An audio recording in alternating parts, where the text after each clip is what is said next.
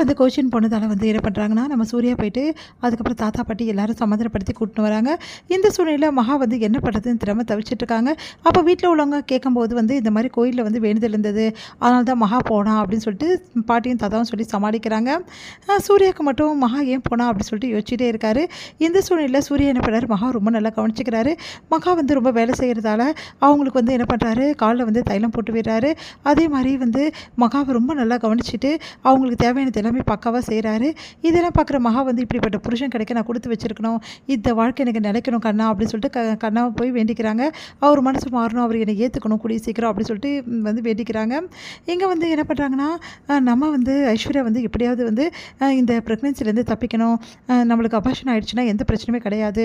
அதனால் வந்து அபார்ஷனுக்கு என்ன பண்ணலாம் அப்படின்னு சொல்லிட்டு யோசிச்சு என்ன பண்ணுறாங்கன்னா, படிக்கட்டுலேருந்து அப்படியே வந்து தவறி விழுந்தால் நம்மளுக்கு வந்து சீக்கிரமாக அபார்ஷன் ஆகிடும் சொல்லிட்டு தவறி விழ முயற்சி பண்ணுறாங்க. கரெக்டாக மகா வந்து அவங்கள பிடிச்சிடுறாங்க. எல்லாருமே ஐஸ்வர்யாவை திட்டுறாங்க. ஏன் இப்படிலாம் பண்ணுற அப்படின்னு சொல்லிட்டு மகாவை வந்து எதுக்காக இப்படி பண்ண அப்படின்னு சொல்லிட்டு வேணும் தானே இப்படி பண்ணியா அப்படின்னு சொல்லிட்டு கேட்குறாங்க. அதெல்லாம் இல்லை அப்படின்ற மாதிரி ஐஸ்வர்யா வந்து சொல்லி சமாளிக்கிறாங்க. அடுத்து வந்து இந்த மாதிரி மகா பண்ணிவிட்டாலே அப்படின்னு சொல்லிட்டு ஐஸ்வர்யா யோசிச்சுட்டு இருக்காங்க.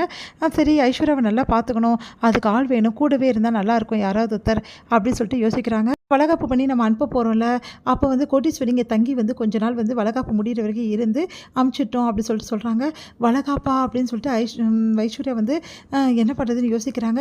உடனே மகா வந்து இது நடக்கவே கூடாது, எல்லாரையும் கூப்பிட்டு வளகாப்பு பண்ணால் என்ன ஆகுறது, ஐஸ்வர்யா வந்து கர்ப்பமே இல்லையே அப்படின்னு சொல்லிட்டு ஐஸ்வர்யா கூப்பிட்டு வார்ன் பண்ணுறாங்க. உடனே ஐஸ்வர்யா வந்து நான் சீக்கிரமாகவே வந்து இந்த வீட்டை விட்டு போயிட்டேன்னா ஈஸியாக வந்து அபார்ஷன் சொல்லிட்டு நாடகம் ஆடி மறுபடியும் இந்த வீட்டுக்கு வந்துடுவேன், அதனால் வந்து நீ இதில் தலையிடாத, நான் பார்த்துக்கிறேன் அப்படின்னு சொல்லிட்டு ஐஸ்வர்யா வந்து சொல்கிறாங்க. மகா வந்து என்ன பண்ணுறதுன்னு தவிச்சிட்ருக்காங்க. இந்த சூழ்நிலையில் இங்கே என்ன பண்ணுறாங்கன்னா, வந்து நிறைய வந்து ட்ரெஸ் எல்லாம் பர்ச்சேஸ் பண்ண வேண்டியது இருக்குது, நம்ம ஷாப்பிங் பண்ணலாம் அப்படின்னு சொல்லிட்டு அனாமிகாவும் வந்து நம்ம விஜயும் போகிறாங்க. அப்போ சும்மா இல்லாமல் விஜய் வந்து ப்ரோ இருந்தால் நல்லாயிருக்கும், வந்து கூப்பிடலாம் அப்படின்னு சொல்லிட்டு இங்கே வந்து என்ன பண்ணுறாங்கன்னா, நம்ம பிரபாவையும் கூப்பிட்றாங்க. பிரபாவும் வேறு வழி இல்லாமல் அவங்க கூட போகிறாங்க. அவங்க 2 பேரும் அழகழகாக ட்ரெஸ்லாம் பர்ச்சேஸ் பண்ணிகிட்ருக்காங்க. அப்போ வந்து சாரீ எடுத்து நீ கட்டிக்கிறதுலாம் நல்லாயிருக்கும் அப்படின்னு சொல்லிட்டு அனாமிகா வந்து பிரபா கிட்ட சொல்கிறாங்க. ஆனால் பிரபா வந்து வேணாம் அப்படின்ற மாதிரி சொல்கிறாங்க. ப்ரோக்கெல்லாம் சாரீலாம் நல்லாவே இருக்காது, வேஸ்ட்டு அப்படின்ற மாதிரி விஜய் சொல்கிறாரு. அதை கேட்டு வந்து மனசு கஷ்டப்படுறாங்க பிரபா.